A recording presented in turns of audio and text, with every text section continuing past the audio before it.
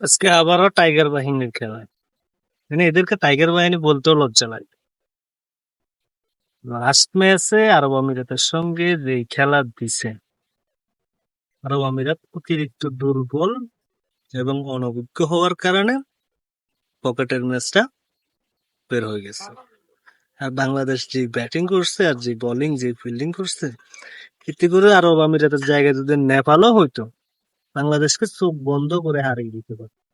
Just অভিজ্ঞতার কারণে আরব আমিরাত বাংলাদেশের কাছে পরাস্ত হয়েছে। তবে আশা করছি আজকে আরব আমিরাত দাঁতে দাঁত চেপে গত ম্যাচের ওই অভিজ্ঞতাটা কাজে লাগিয়ে আজকে ম্যাচ বের করতে পারবে এবং বাংলাদেশকে হারানো উচিত তাদের। তারা লাস্ট ম্যাচে যে খেলা দিছে, বাংলাদেশকে হারিয়ে দেওয়াটাই উচিত এবং বাংলাদেশকে দেখিয়ে দেওয়া উচিত যে বাংলাদেশের এখন ক্রিকেটের বর্তমান অবস্থান কোথায়।